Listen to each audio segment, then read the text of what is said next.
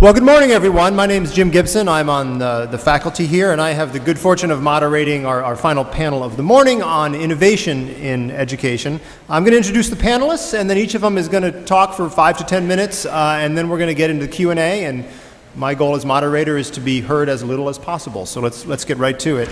Starting to my immediate right, we have Jerusha Conner, who's a professor at Villanova, where she teaches and writes about the role and voice of students in education, and we were talking at dinner last night about how her students and her students' students are actually involved in very hands-on projects with regard to education policy itself.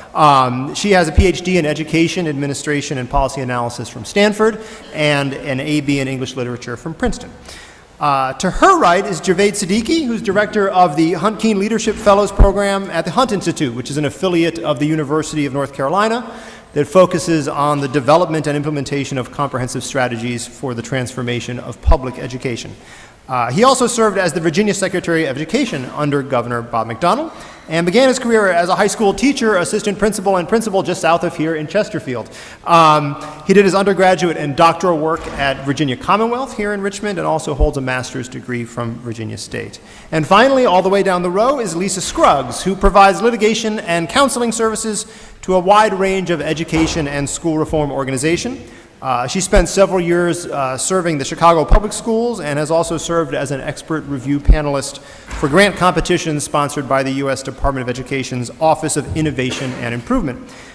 She's a graduate of the University of Chicago Law School, so I'm not the only lawyer sitting up here. She also holds a master's in education policy from the University of Chicago and is a cum laude graduate of Georgetown.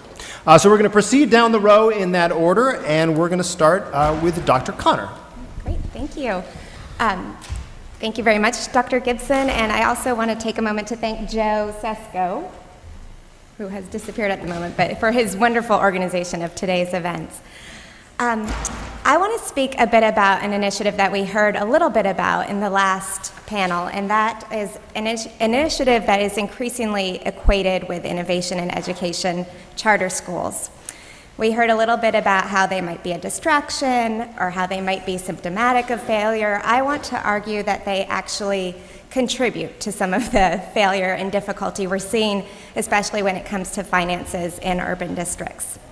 So charter schools are, as you probably know, publicly funded but privately run schools that are granted autonomy and freedom from some of the rules that govern traditional public schools in the hopes of unleashing new approaches to education.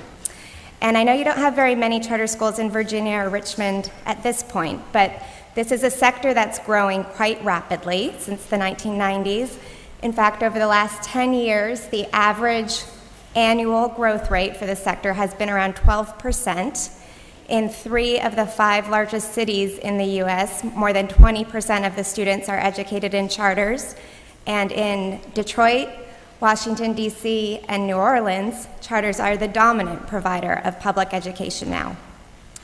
Now, as the charter sector grows in a district or in a city, it puts considerable financial strain on the district for 2 primary reasons. First, each student who leaves a district-run school to go to a charter school takes with him or her his share of per-pupil funds, but the school he leaves cannot often shed its costs by that same amount because many school costs, such as heating and cooling and maintaining a building, are fixed costs. Second, charter schools attract students back into the public system from private schools and parochial schools. In Philadelphia, where I'm from, 30% of the students who are in charter schools came from private schools. So these are students for whom the district did not previously have to pay or factor into budget calculations, and so there are no costs associated with these students who are coming in that can be shed. So these 2 forces combine to exact a considerable financial toll on the district, and that's a cost that, according to the analysis of a former school board member in Philadelphia, is significantly borne by the students who are left in the traditional public district-run schools. And this is not a one-time cost, it's an annual cost that repeats over time. So I want to talk about charters as a case of an intended systems innovation that actually has adverse financial repercussions and contributes to the ongoing fiscal instability of a district. As charters increase in a city, as enrollments shift from traditional public schools to charters, and as budgets remain tight, if not woefully insufficient to begin with, many districts then resort to closing their underutilized schools, to right-sizing the district. And this causes yet another source of instability and disruption for students and communities. In fact, we see a correlation between the rise of charters in certain districts and the increasing reliance on school closures as a strategy. And that is, in fact, part of the market model theory of education. In a seminal essay in 1990 by John Chubb and Terry Moe called "Choice is a Panacea," they predicted that certain schools that were unable to attract or retain students would falter and be weeded out through a practice or process of natural selection. So while that may sound sensible and maybe even appealing to some of us, I want to argue that the theory of change associated with closing schools is deeply flawed, as a growing body of research attests. First of all, school closure assumes that the displaced students will be sent to higher performing schools, but rarely is that the case. My own analysis in Philadelphia shows that there was no statistically significant difference in student achievement between the closed schools and the receiving schools the year before closure or 1 year after closure. Second, districts often resort to closure as a means of cost savings, and they even hope for some revenue generation from the sales of shuttered schools. But these estimates are typically quite overstated. In Chicago, before the last round of school closings, with which Lisa was involved, in which 49 schools were closed, before those closures were announced, there were 24 schools still on the market, many of which had been vacant for 10 years or more. In Philadelphia in 2013, when the school district closed 24 schools, the district estimated it would reap $61 million from selling these buildings. To date, it has only earned $28 million. Many schools are still on the market. In DC, in 2008, when Michelle Rhee oversaw the closure of 23 schools, her district significantly underestimated the transition costs, the implementation costs associated with closure. They estimated it would cost around $10 million, but a report later by the city controller found, in fact, it was closer to $40 million. Finally, most of the shuttered schools that are sold, not just languishing on the market, are sold to, dun dun dun, charters, thereby perpetuating the student enrollment shifts, the financial instability and costs, and this cycle of underutilization and the need to closure. So all of this disruption comes at great costs to communities, to students, our most vulnerable students in particular, and to our democracy. Because the market model of education assumes education is a private good, an individual good, what's best for my child, not a public good, not the cornerstone of our democracy. And this market model sets up winners and losers because it's based on competition, and that's what competition does. It sets up a two-tiered system, not a collective vision and a sense of shared responsibility for the well-being of all of our children. So while innovation is certainly needed to disrupt an unhappy equilibrium that sets up our most vulnerable, underserved students with the least resourced schools, the most inexperienced teachers, the greatest institutional instability, my research and my work with community activists in Philadelphia, particularly with students, suggests that we might need to shift our focus when we talk about innovation in education from what's going on inside schools to what's going to the inside of schools. How can we innovate to change the flow of resources so that all students, but particularly our most vulnerable, have what they need to learn? Thank you.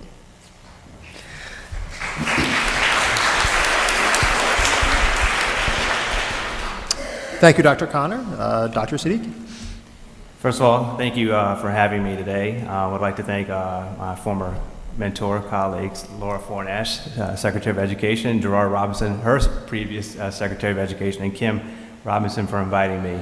I'd also like to thank the previous panel for punting the vouchers and charters conversation to this panel. I look forward to engaging in that conversation. So I'm not going to speak too long because I really want to get to some of the questions you all have. I'm thankful that I have a charter supporter alongside me to capture some of the bullets that I imagine will be coming this way.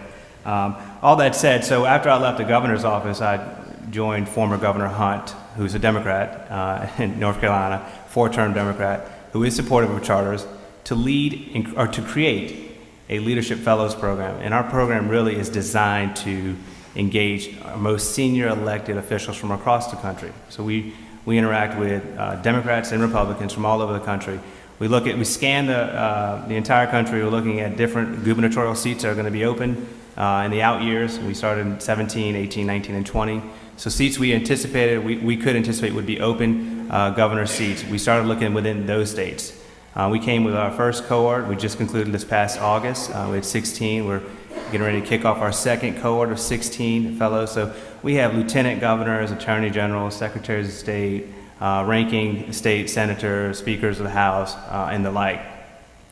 This year we're going to be adding some large city mayors. So it's a dynamic group of individuals. But what we do, we obviously identify people that we believe or people in their state believe will run for governor. We bring them in for a 9-month fellowship. It looks like a few in-person sessions, a series of webinars, and some in-state visits. We're building their internal capacity around the state, like what's going on within the state. Many times, these people that are likely to be our next governors, they don't have these relationships. They don't know the state superintendent, they don't know their regional superintendents, they don't know their local superintendents. So we're making connections, we're building relationships. One of the best parts, and I think most impactful parts of the programs, and I've seen both Democrats and Republicans who are leading our states or in senior positions have never been in schools, other than to maybe drop off their kids or to cut a ribbon, but never actually been in the sort of throes of a classroom. And I mention that because I recall having visited Memphis with our first cohort. We were in we visited a traditional public, and we visited a public charter school. Then in the traditional public, there was a pre-K classroom and also a kindergarten classroom. So when we got to the kindergarten classroom, the teacher, and those of you that are teachers in the audience understand that you break your kids up and you create groups. Sometimes those groups are about your level of those groups, and sometimes you actually put high-performing students and low-performing students in. So they're all learning. Some are helping others, and that's sort of reinforcing their strengths and building capacity with some of the weaker students. But when there were 6 groups of 4, and when 4 of the 6 groups in kindergarten, we visited in December, 4 of those groups those young people did not still, at that point of the year, did not know their alphabet. Now, many of you in this audience that have kids know your kids went to kindergarten knowing their alphabet because you didn't let them go. You were working the alphabet when they were probably 2 weeks old.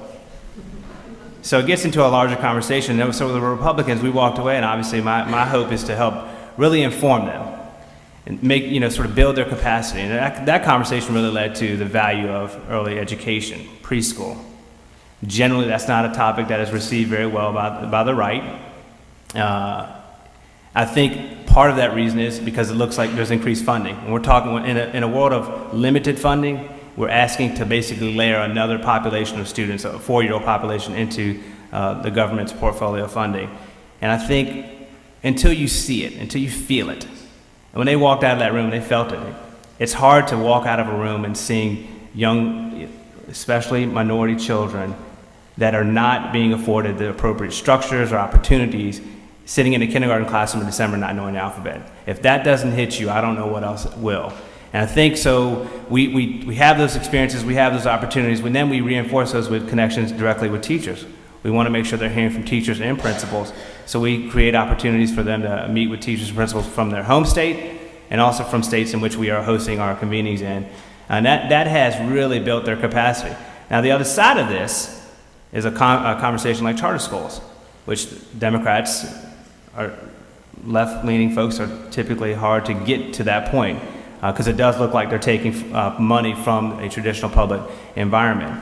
But when they go into a traditional school system or traditional school and they see high population of minority students that are struggling in a traditional setting, and then they go down the road to a charter school with a very similar dynamic, a similar makeup of students, and they see students are thriving, that causes them to pause and really think through what is my real position? Why is it I really took this position? So my job isn't to say this is the right position or the wrong position. My job is to provide them opportunities to really push their thinking, stretch them, and then they will walk away and they will go within their camps and within their parties, and they'll just determine what is worth fighting for. Now, I'd be remiss to not mention, after my time in the governor's office, when you're in the state level and you have 1 million students and 100 school systems, over 100 school systems, you really have these great ideas how you're going to effectuate change and it's going to change the world and save lives. But the reality is, this issue is a hometown issue. And that's really what has compelled me to run for school board in my local communities, because I think if local leaders don't get on, don't solve this problem, don't learn how to advocate for their community, who else really will? And there are some challenges across our Commonwealth. Some states, some of our divisions are taking some of our most disadvantaged students, and they are delivering the goods. And those same students right across the county line, they're not. So what does that come down to? And the last thing I'll mention, because I hope we do get some conversations around this, is leadership. And we as a state, we as a country need to do a better job building leadership capacity. Those people that are afforded the keys to the building to lead schools, they need to have vision, they need to have courage, they need to be able to push, they need to know how to support teachers, because it's heady work, it's emotional work, it's exhausting. And so I hope we do get into that conversation. So thank you again.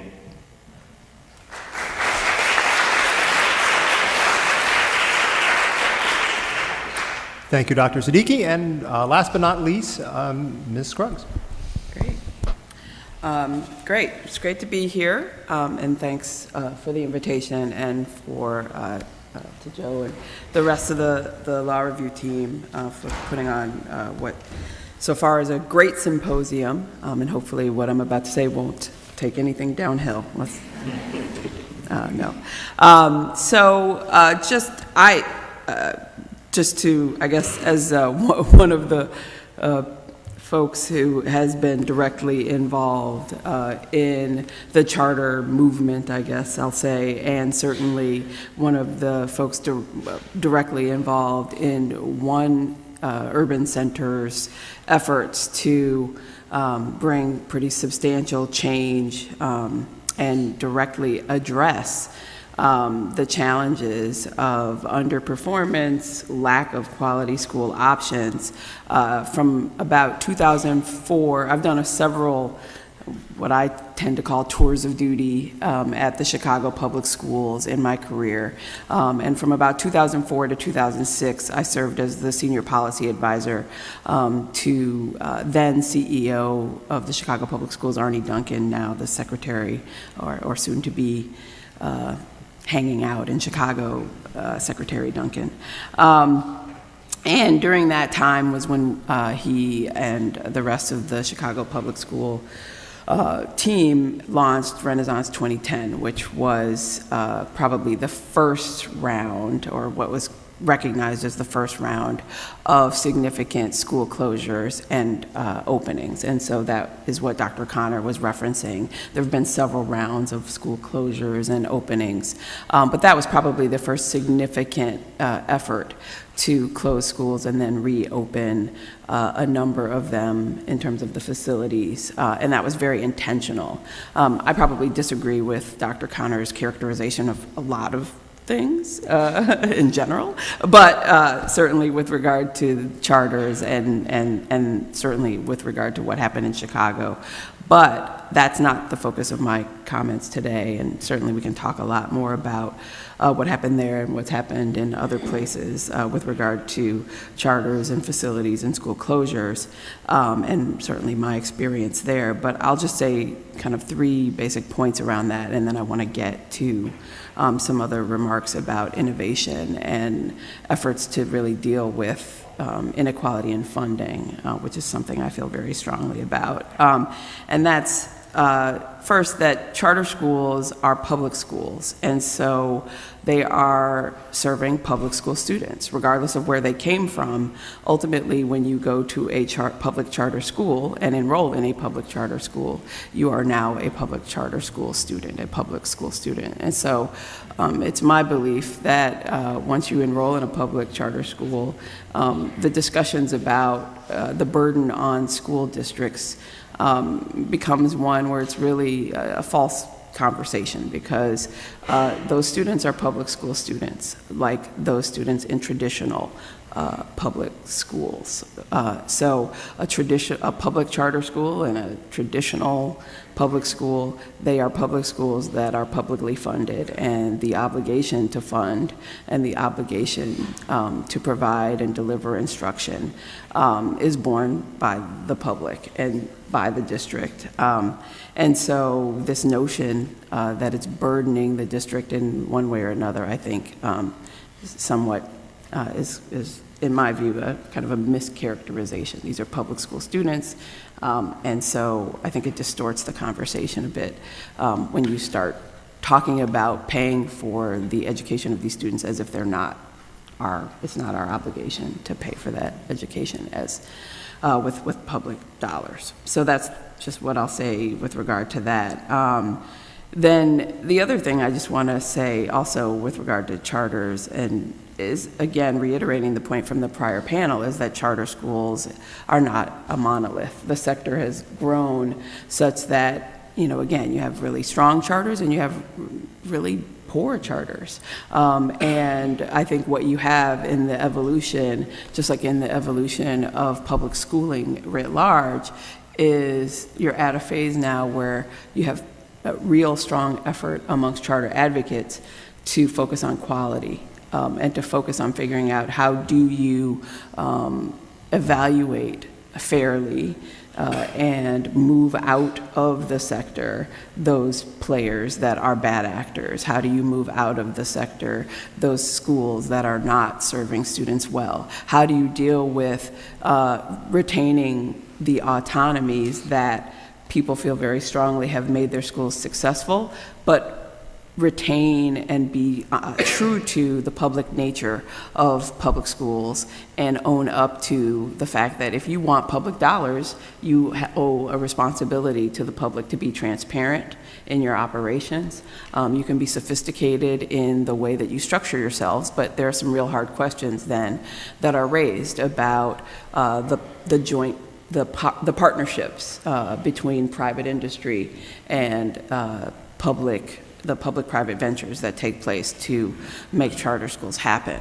You've got to still have transparency around the use of public dollars. And so there's some real robust conversations happening, I think, in the public sector, in the public charter school sector, around how to do that, how to move forward, how to be better, how to better serve all student populations, and how to ensure that there's the kind of outreach that happens that, again, ensures that these options are available to everyone. There's a real difference in the charter schools, let's say, in North Carolina and the charter schools in California. They've grown in a very different way. And so it's really important when you start talking about charters that you really take a good hard look and you drill down, because they can be very different depending on where you are and what aspect of charters you're talking about. And then third, I would say, similarly, in the sense that charters differ around the country, experiences around school closures differ as well, depending on what city you're talking about. I think when I think about school closure efforts, I think about New York, Chicago, Washington, D.C., and Philadelphia. Not only have there been in most of those cities several phases of school closures, they also have, in those different efforts, gone about them in very different ways, and to my mind, in very different levels of quote-unquote success. As someone who had to be involved in that, I don't even know if that's the right word. It's never, it's not pleasant. It's not something where you're going through and trying to make those decisions, doing them in a manner where you can say, oh, we had a successful closure. You're trying to do the right thing. You're trying to minimize disruptions, and you're trying at the end of the day to create better opportunities for students. But those experiences certainly differ from place to place. And so that's what I would say about that. And lastly, the prior panel talked about not wanting to focus so much on charters and vouchers because they are a distraction from the primary issue, which is trying to make sure that we get resources to students. And in my view, this is the case, trying to make sure that we focus people on the fact that right now we are in a situation where we're not investing in our K-12 education in the way that we should, such that people, that students have equal opportunity throughout the country. I think when we do focus on these arguments that pit each other kind of against one another in charter or non-charter, voucher, or whatever other innovation that has come about, when we focus on that rather than on this question about whether or not we are really investing in education in the ways that we should, I think we do ourselves a disservice, because we all we all care about educating students, and I think we all know that it takes resources to do that.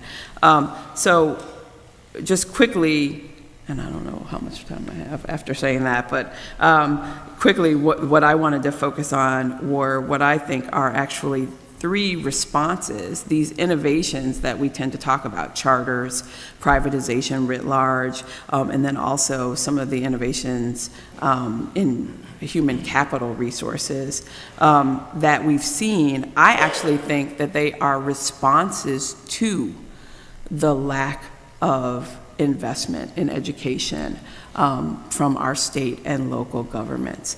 What I call basically a chronic and entrenched underfunding of public schools by state and local government that we've seen, and that has been worsened by the recession through about 2012. What you saw was an intensive expansion of some innovations, and in particular charter schools, in places where you might have seen a much stronger defense against charter schools. You saw a greater willingness. If you tell a district leader that you are not going to give them additional resources, however, we also live in a country where during the same period of time we were increasing accountability. Standards were not only being retained, they were being raised, right? We are in a standards-based time where accountability levels, No Child Left Behind, we're raising the standards. So we're saying you have to perform equally well with less. We're giving you less resources to do that. It's a lot harder to fight against the idea of outsourcing.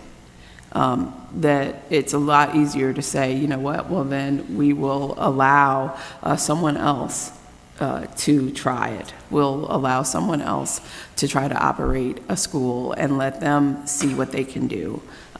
And that, I think, is led to, in part, the expansion of charters and contract schools, as well as a number of other innovations, and the expansion of those innovations.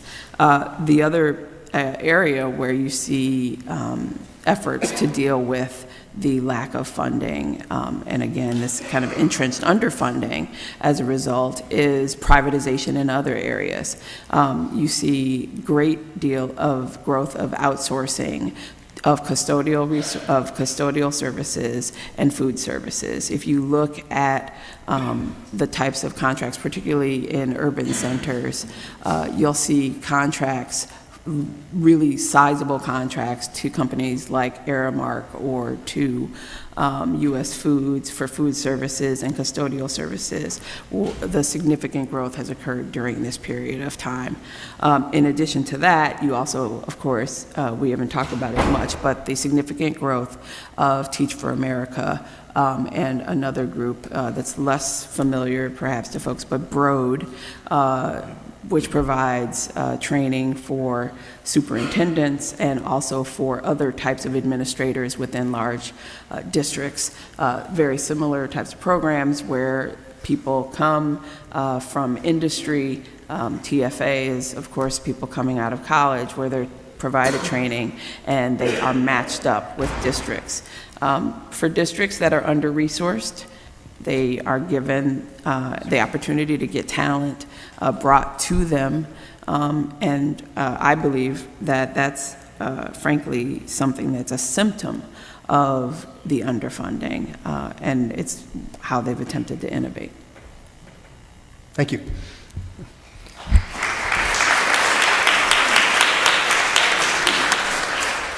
So let me get the Q&A started. The panel's on innovation. A lot of the conversation has been about charters. So let me just ask the panel generally about maybe the relationship between the two. I mean, if one of the theories behind charter schools is that with less regulation than traditional publics, they have more room to experiment and be incubators and innovate, and we've had some charter schools around for a while, what have the results of the experiment been, right? I mean, do they have an inside track on innovation? And if you have any thoughts on that? And whatever order people like, you know, you can, at least you want to grab the mic first so you get in on it first. Sure. I mean, it's interesting. Obviously, you'll find certainly studies that suggest that charters are an abysmal failure. I have access to a number of other studies.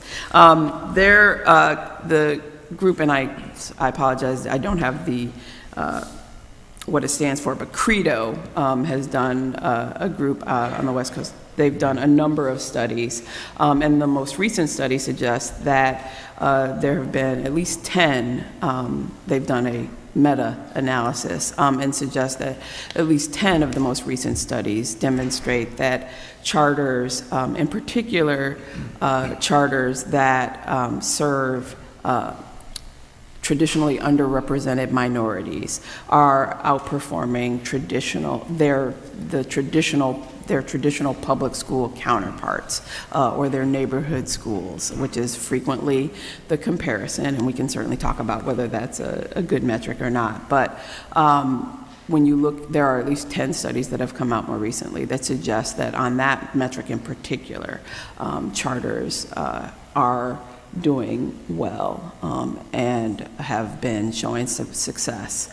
You have other studies certainly that have demonstrated that you do have some charters that have not been performing well.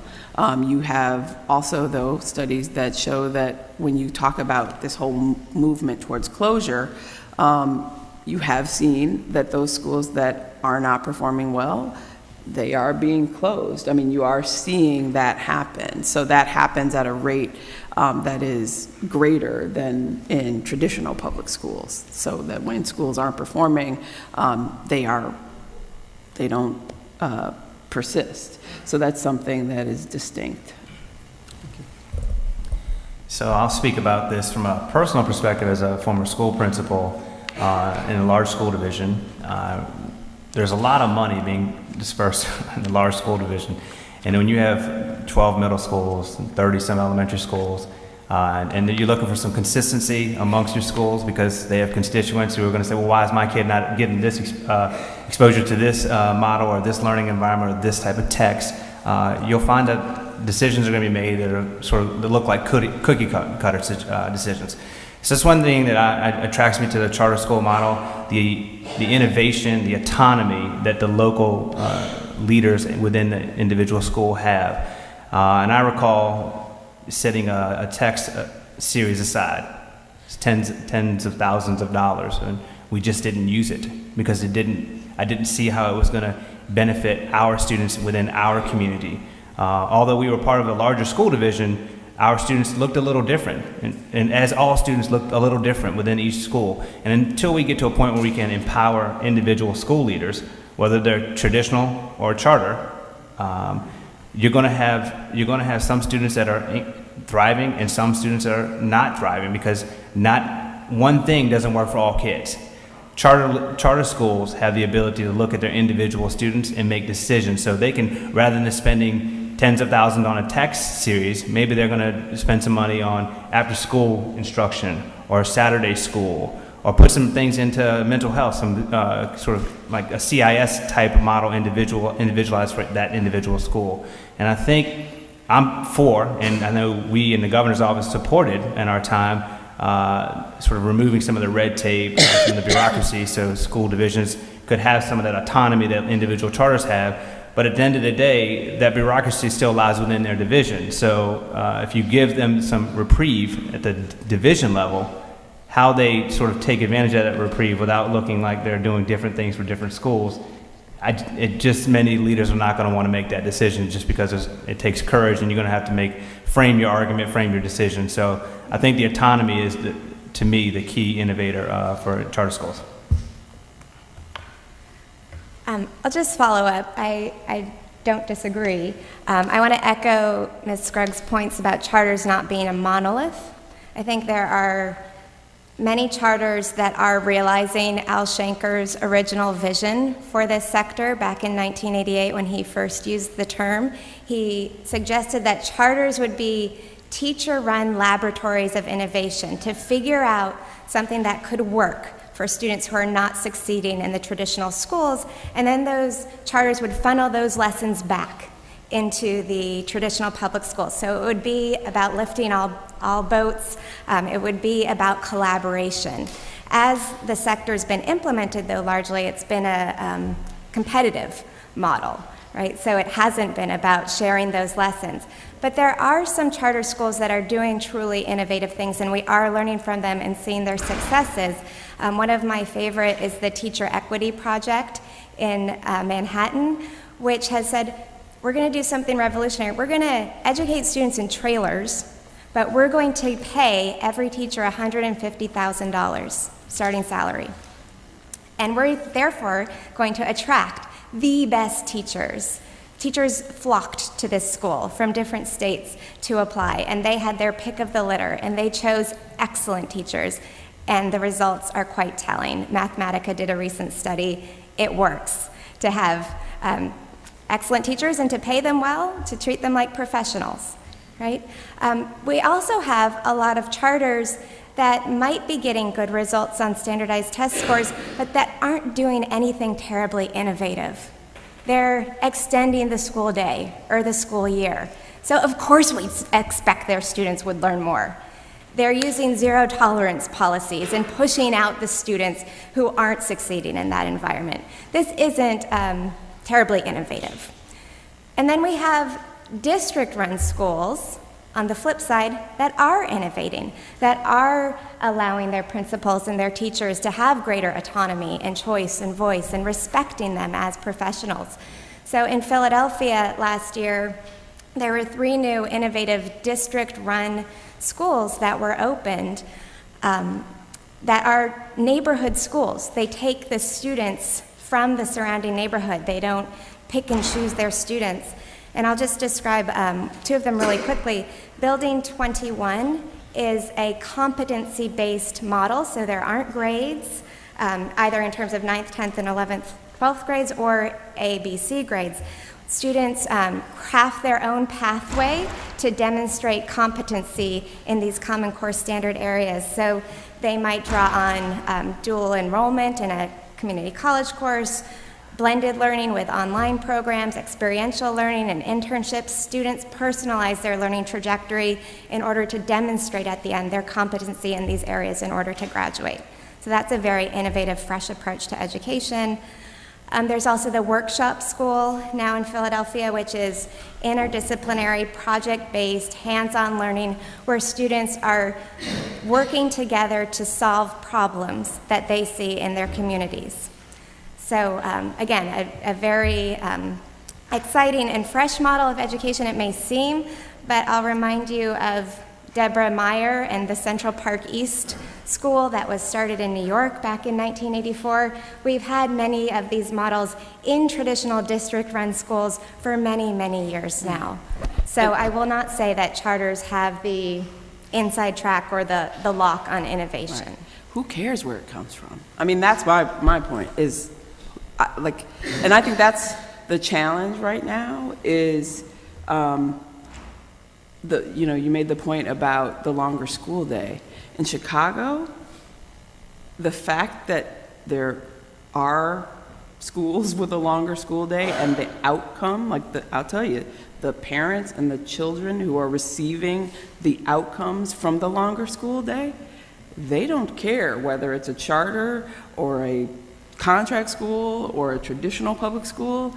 They are ecstatic that they finally have an opportunity to receive additional instruction from a longer school day, because we've been trying to get a longer school day for 20 years.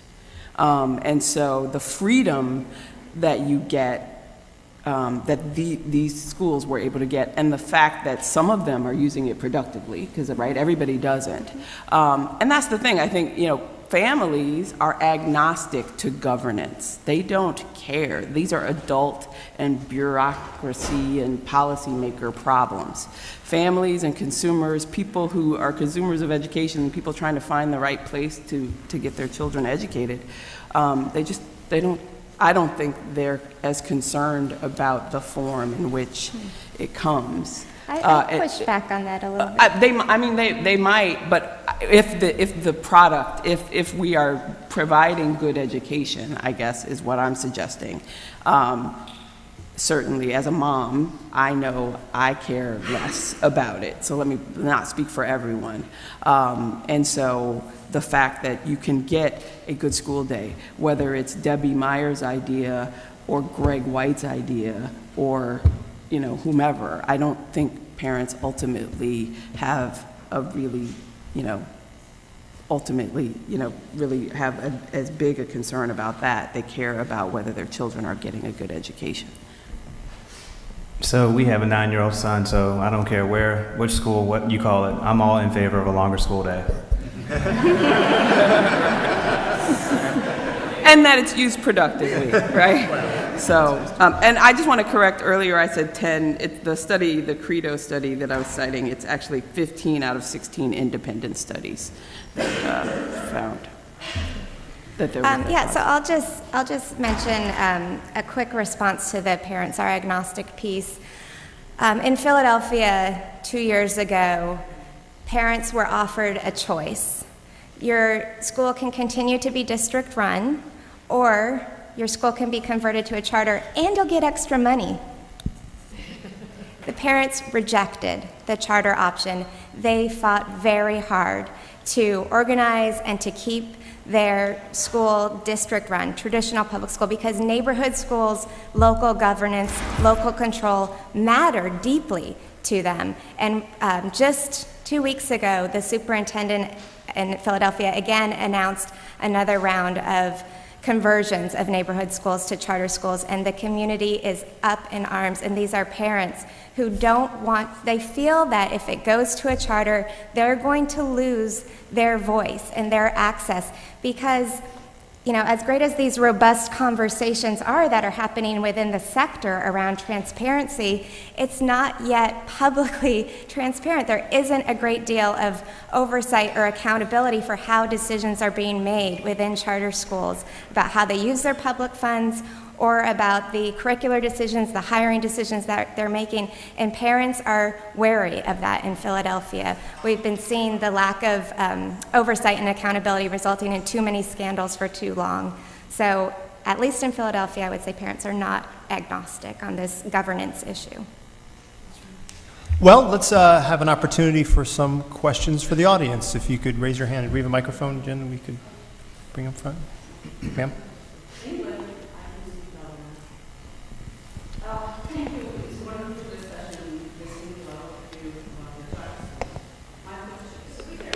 Yeah, if we could bring the microphone up, I think that would help. Thank you.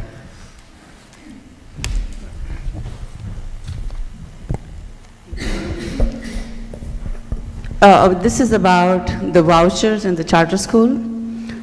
The vouchers came, as we all know, about 2012, 11th. I was a classroom teacher at that time in Florida. So when the children from urban schools or low-performing schools opted out to take vouchers and go to private schools, significant number of students came back to their original schools because of the different environment, and they really didn't benefit, they just didn't fit in, all right?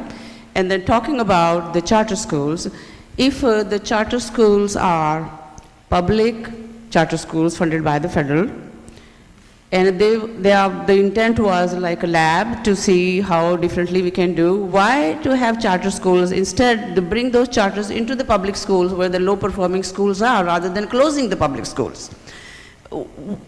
What makes a school failing school? Are the students make a failing school, or is the administration and the teachers make it? Or the overall system makes them failing? So instead of having a separate charter, why not bring the charter within the schools and make it work?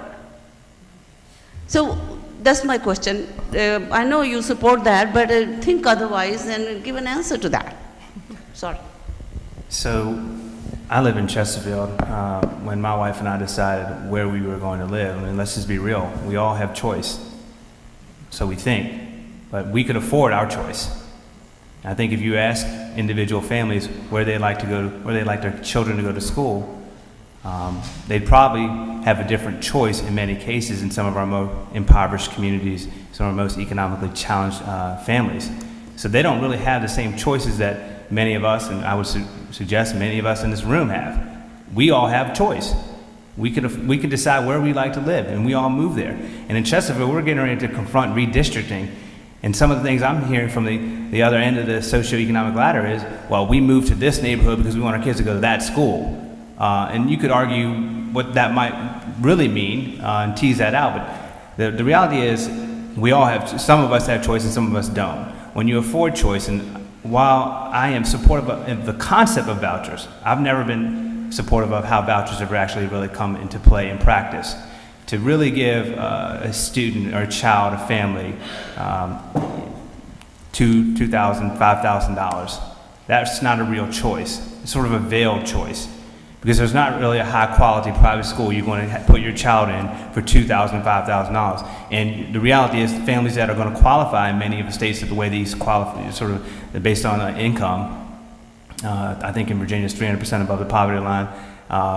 When you look at $5,000, they're not going to have the money to supplement, to fill the gap, to get into the types of private schools that we would otherwise choose our kids to go into, which are $15,000, $20,000. So that's, again, that's not a real choice. Charter schools, though, I believe, provide choice, because there's no money exchanging with the family in the school. It's a publicly run school. They're just afforded a little bit more autonomy to do things that maybe, I'll give you an example. And this is a school in Virginia that was a Title I school, and they spent almost $100,000 was spent on after-school programs. A good chunk of it was spent on Latin dance. I think I wouldn't dare try to suggest that I can do a Latin dance, but those students in that community were 2 and 3 grade levels behind in regards to their readability. And we are taking significant money. We could have hired 2 maybe reading coaches after school to do some things differently. And I think in a charter school, when I look at the charter schools here in our backyard, they're thinking differently about bringing in reading coaches, because they have families, parents that are on their board, parents that are governing their school. Sometimes it gets a little muddy, but the reality is the charter school is a choice that all students could access. So when you ask what's causing the failure in this school, is it the students, is it the teachers? I want to just slightly reframe and say, probably that's not a school that's failing. It's a school that's succeeding. It's a school succeeding at doing exactly what it was set up to do. It is most likely a school that has been starved and neglected, and then under No Child Left Behind, threatened and punished, right, for many, many years. And as I'm saying this, I'm thinking of where I would be right now if I were not here with all of you, and that is at Strawberry Mansion High School in Philadelphia. My students and I go there every Friday, and it sounds like a lovely school, right, Strawberry Mansion. This is a school of last resort in the school district. It was on the chopping block for closure 2 years ago, but the community fought hard to keep it open. It is a school that was featured in a recent Diane Sawyer 60 Minutes expose called the most dangerous school in America. It is a school that is full of students who are bright, who are hungry to learn, who want desperately to learn.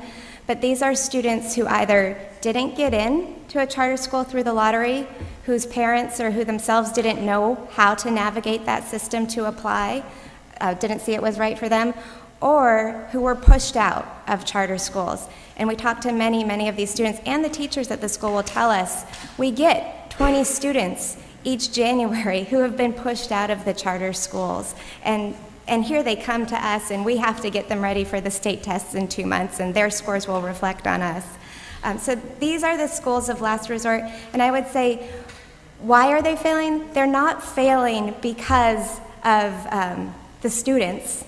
They're failing because of our priorities as a nation, and because, as Secretary Lehman, or maybe it was actually the president, who said our willingness to tolerate this kind of inequity or to look away and be blind to it. So I think it's really going to take a lot of collective action and shared commitment to invest in these schools instead of to continue to threaten them with closure or punish them with conversion to a charter, for example. Thank you. Sir?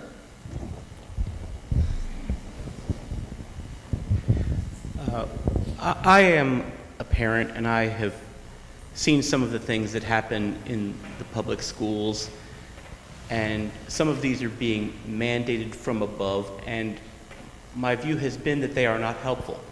I have watched as a great deal of instructional time has been wasted teaching my children estimation instead of arithmetic, for example. This is not helpful. They will need to know arithmetic in the marketplace, not estimation. They'll need to know how to actually solve the problem and reach the correct answer, and not just close enough if they are going to someday perhaps pursue a career in science or engineering. That's a curriculum issue, though. Dr. Conner, you mentioned an experiment where the students were being taught in classrooms, and the trade-off was that there were higher teacher salaries available. And that prompted a question in my mind about whether charter schools, in the context of our discussion about school closures, really should prompt a discussion about whether there is such a thing as a natural life cycle for a school. Because it seems to me that one of the things that the school in the test gave up was it gave up the cost of maintaining a very expensive, probably very old infrastructure as part of the teaching environment. We have, there are lots of very, very old school buildings. Those buildings are not energy efficient. They don't meet current standards for handicapped access frequently. They may be grandfathered in. They aren't wired for the latest technology, and it's very expensive to retrofit it.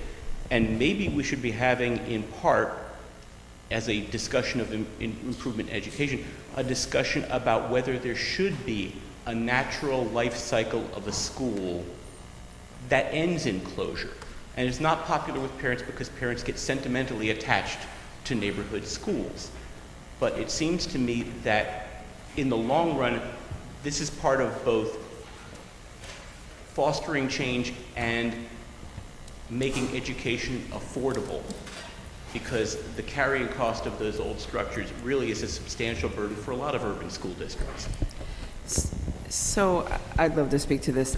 So some of the other innovations that we're not talking about, but that your question really implicates are not necessarily reconceiving the life cycle of a school, but certainly the life cycle of a student's progression through school, right?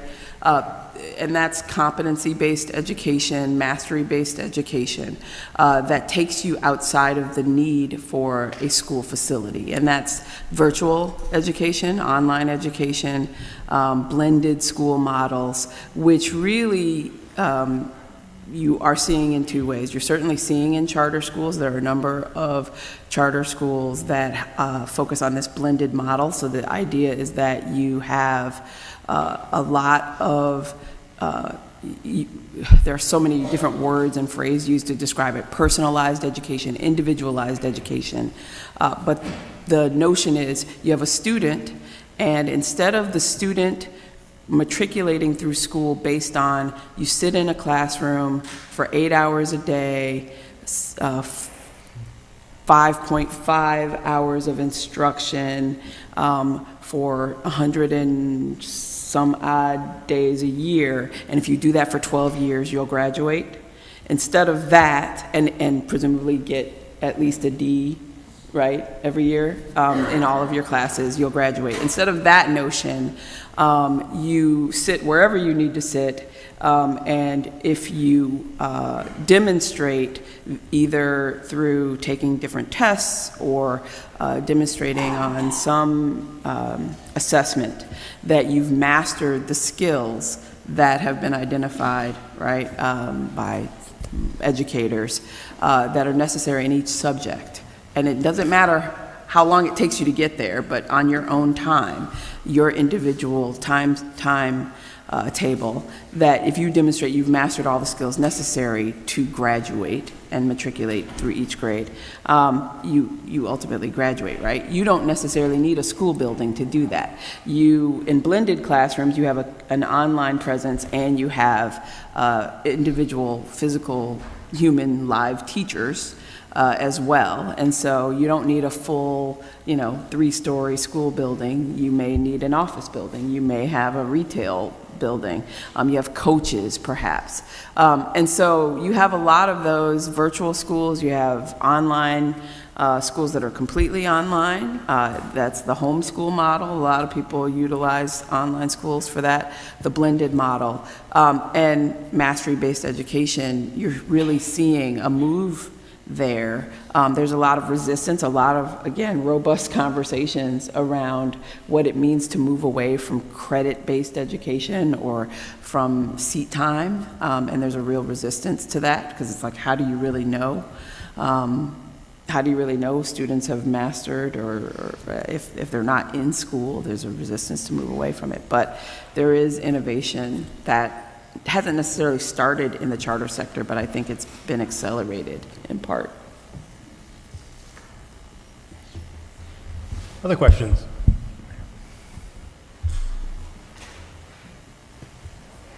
I'd like to go back to a comment that was made before about charter schools compared to voucher schools actually offering real choice.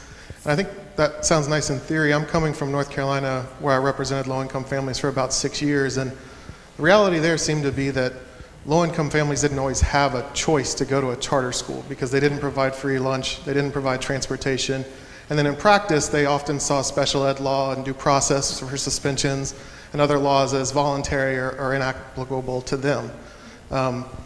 And so the result there has not been better test scores out of charter schools, and in fact it's increased segregation. So I guess I'm wondering two things. One is, do the laws need to be changed to make charter schools and public schools play on a level playing field? And then number two, are there states that actually do it better than North Carolina, where they're requiring, and what are the best examples, I suppose, of states that are actually requiring charter schools to play fairly? My immediate kind of thought is, and I think I mentioned North Carolina previously, so the Alliance for Public Charter Schools has a model law, and they grade all of the 44 states that have charter laws. And North Carolina's in particular, because of some of the issues that you mentioned, doesn't get a great grade on its charter law because it has some effects related to what you traditionally see charter laws have been created for. It has some of the opposite effects, right? In that there are barriers to access that you see or that are perceived. Certainly, I'm sure there are people from North Carolina in the charter sector who might disagree with me, but there's a perception that there are some barriers created because they're not required to do some of the things that some of the traditional public schools are required to do in terms of, transportation and food and so on. And so I think you're seeing some patterns in terms of who is going to charter schools, who's starting charter schools, who's attending them. That is different than in some other places. So that's the other thing is with charters, right? They are state by state, so they differ tremendously in what is required in terms of transparency, what's required in terms of access and enrollment. Accountability differs from state to state. You have some states where they don't even require an actual contract, right? The charter is as soon as you're approved.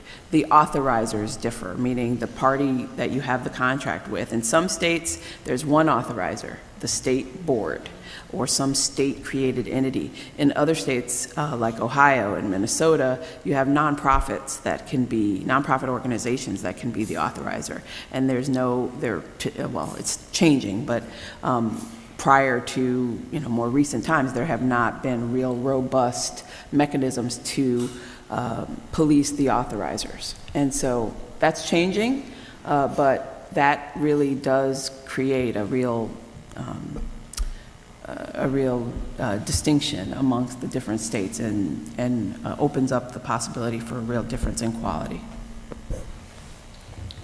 One point that I wanted to make earlier, and it kind of is in line with the question, is if we ask parents, what would they like? Where would they like their kid to go to school? I think we would afford them, if we afforded them voice in the process, it'd be interesting to see what type of outcome would come in some of these school divisions. And I know some large school divisions are moving to open enrollment, or sort of across the division. So, if you live here and you want your kid to go to school here, we'll figure out a way to make it work. Part of that is to address some of the sort of reverse segregation that's occurred, busing kids in different parts, and there's something to be said about commingling students from all parts of the locality. But the point that Jerusha made regarding the pressures of federal government, No Child Left Behind, on states, and states, that pressure trickles down to local school divisions.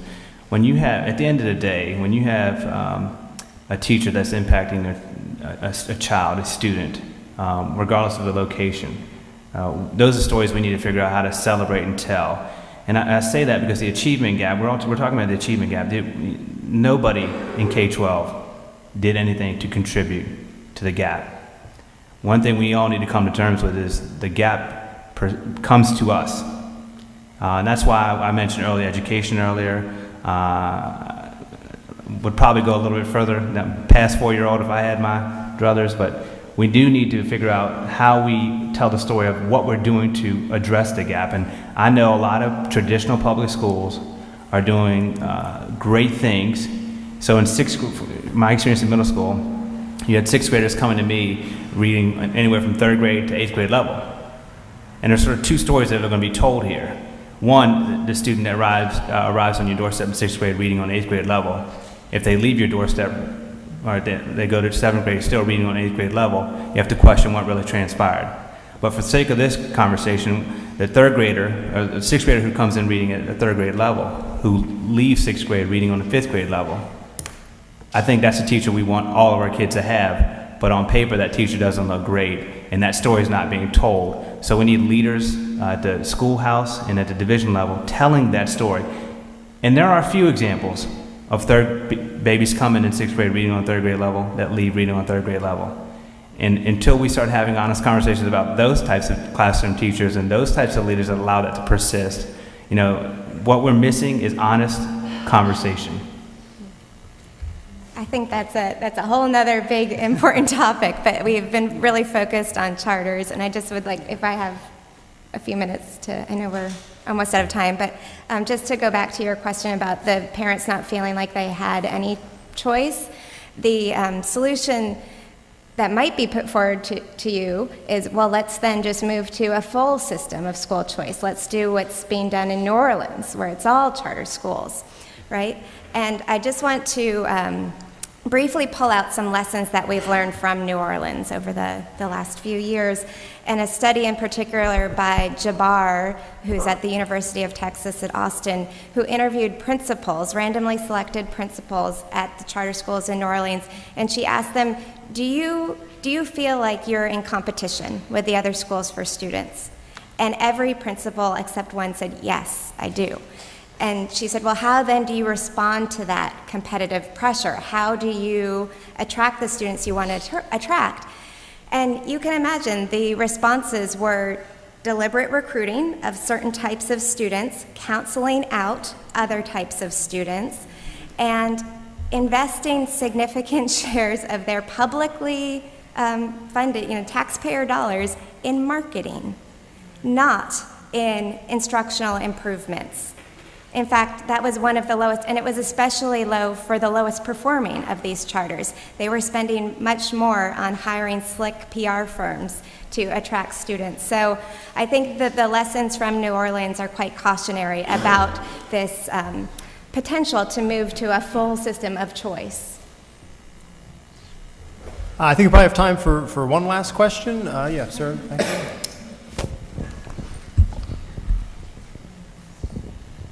Hey, oh, cool. This question is for any of you three. I just want to ask, regardless of any benefits or problems that a charter school, privately run charter school may bring to the system of school education, what makes it how can we allow our local governments to abdicate the responsibility to run our system of local education, whereas we wouldn't do the same for the Department of Motor Vehicles? We wouldn't charter that out to a private company, or the prosecutors, the local Commonwealth Attorney's Office, or the police force, or even the local city council itself. What makes education different that we can abdicate the responsibility there, but we wouldn't do the same in other places? Why aren't our children more important than other areas of local government? I guess that's my question. Sure. I mean, my view, like I stated, is that we are increasingly finding that state and local governments are refusing to invest, and they are increasingly willing to farm it out. I believe that that this is a symptom of a refusal to pay the money, to invest, and to fully account for what it's going to take to actually fully invest in educating students. And until we own up to what it actually costs, and we actually know, we haven't really talked as much about that, but the prior panel and the panelists, I'm also litigating a school funding challenge, and so we know very well what it takes to educate students to standards. We know what it costs, and very few, if any, of our states are meeting that task. And so we are doing lots of different things to I don't want to say hide it, cover it up, but manage it, I guess, is what our policymakers would say. And it's not just in education. I mean, Illinois might be worse in this regard, but we've farmed out lots of different things in Illinois. They sold the tollway system to a private operator. We sold our parking meters to a private operator. So I don't know that the example you mentioned is that far off. And it's getting to the point where when they don't have the political will combined with the economic resources to do what government was intended to do, I think this is increasingly something that they'll resort to. So I just think it's something that as a citizenry, if we don't like it, we have to push back. Right, so I think I just want to echo what Lisa said.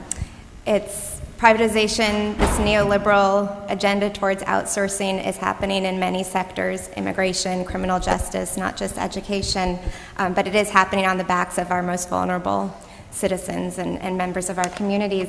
And I agree with her completely. It's a lack of political will to invest, and that's a function of the lack of public capacity to put pressure on the politicians to say we care, and for all of us to stand up and make it politically expedient for them to do the right thing. And I would just say, because I'm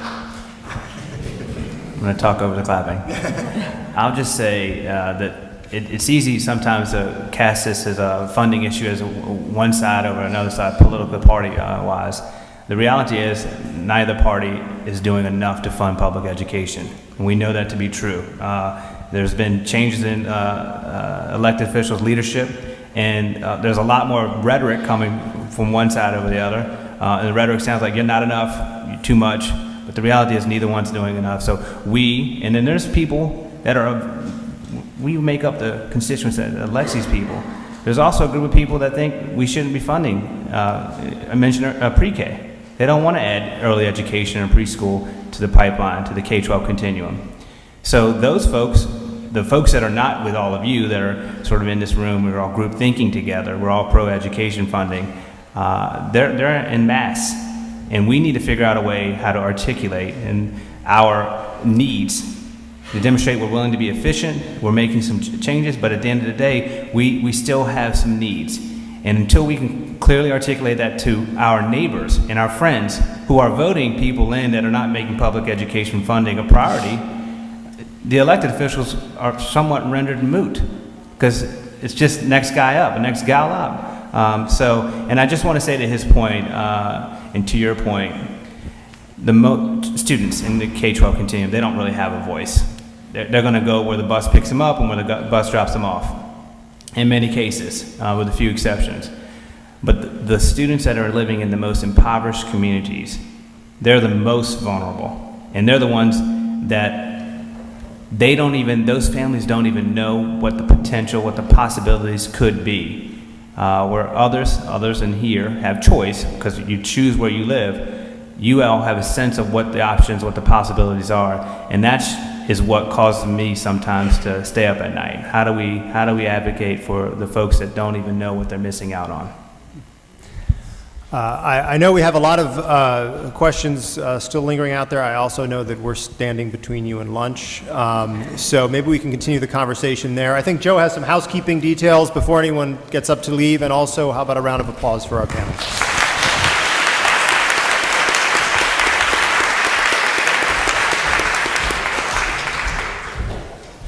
Yeah, just a couple things. MCLE supplemental materials are available on the Law Review website. I know a number of people asked us about that. If you didn't park in lots B5 or R23 and you get a ticket, just come to us after the symposium and we'll take care of that.